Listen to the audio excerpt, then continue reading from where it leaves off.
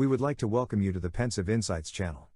If you have been looking for information on how to become a freelancer, or if you have had questions such as how can I become a freelancer with no experience, then this video is for you. But first off, there are links at the bottom in the description of this video that will take you to the official page that you see here, if you are looking for information on becoming what is called an online assistant and get paid to do freelance work, tasks and projects from home on behalf of companies.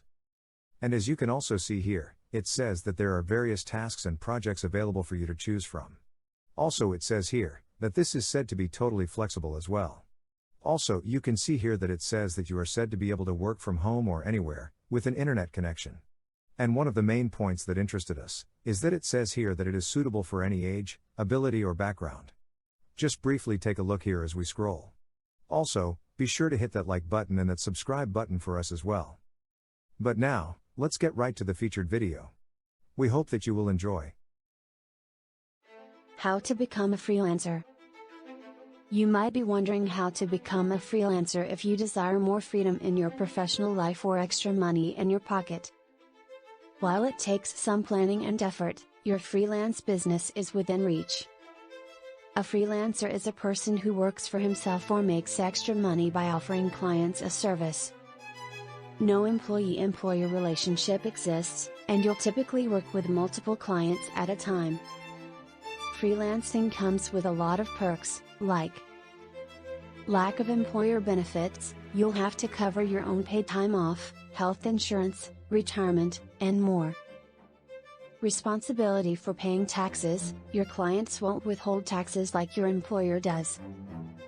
Variations in income. The amount of cash you bring in each month can vary a lot depending on how much work you do, so having a well-funded savings account is critical to fill in the gaps.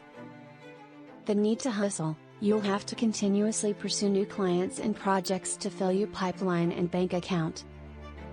Therefore, even though freelancing can provide you with the flexibility in your work schedule that you desire, you must consider the pros and cons before choosing if it's a suitable fit for you. Graphic design, web design and development. That's a staggering number of people supplementing their income or earning a full-time living through self-employment. For more ideas, check out our guide to the best freelance jobs. If you follow the steps below, you'll be well on your way to building a lucrative freelance business. Determine and comprehend your reasons for becoming a freelancer before doing anything else, and utilize them to inform your choices. For example, if you became a freelancer to spend more time with your family, you probably won't overbook yourself with client projects.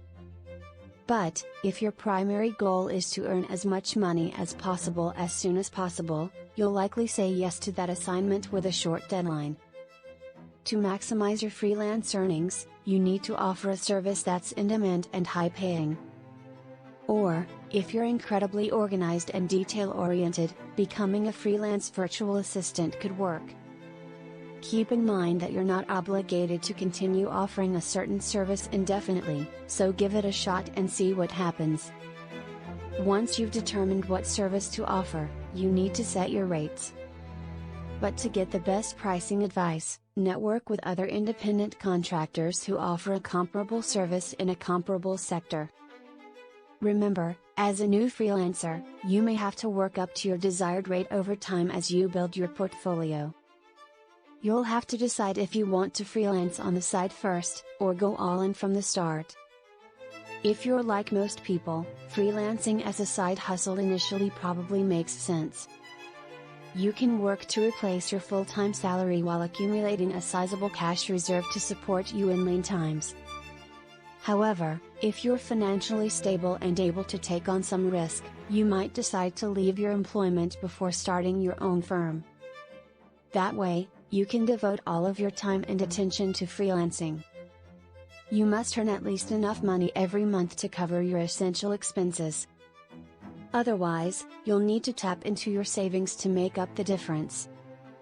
However, you can allocate extra money to paying for things in the category of discretionary spending when you have a particularly lucrative month, or replenishing your savings account. That way, you can continue to save for your golden years as you freelance.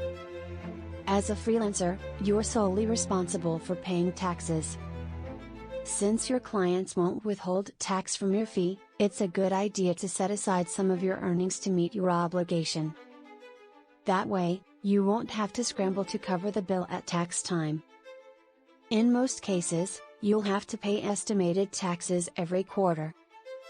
You may want to speak with an accountant to figure out how much to save for taxes. But, you'll need enough to cover your federal income tax, any state or local income tax, and what's known as the self-employment tax. Pro tip: keep track of what you spend to run your freelance business. When you freelance, you're a small business owner. You should thus register a business checking account to accept payments from clients and cover costs associated with freelancing. Your website or online portfolio is where you can highlight who you are, how you help clients, and what you've achieved. You should start one as soon as possible because potential customers would probably research you online before hiring you. If you don't have past client work to show off yet, you can create work samples or include relevant school projects that you're proud of. For example, if you're trying to break into freelance writing, you could start a blog to demonstrate your writing abilities and subject matter expertise. You've done a lot of legwork, and it's finally time to land your first clients. Sign up for freelance websites like Upwork or Fiverr. Apply for any freelancing positions you come across online. Now, once again, we would like to thank you for watching our video. For information on how to become a freelancer, or if you have had questions such as how can I become a freelancer with no experience, hit that like button and that subscribe button if you enjoyed this video. Also remember that we have links below in the video description that will take you to the official page that you see here, for information on becoming what is called an online assistant and get paid to do freelance work, tasks and projects from home on behalf of companies. And as you can also see here, it says that there are various tasks and projects available for you to choose from. Also it says here, that this is said to be totally flexible as well. Also, you can see here that it says that you are said to be able to work from home or anywhere, with an internet connection. And one of the main points that interested us, is that it says here that it is suitable for any age, ability or background. Just briefly take a look here as we briefly scroll. If you have enjoyed what you have watched in this video and found it interesting, hit that like button and that subscribe button for us, here at the Pensive Insights Channel.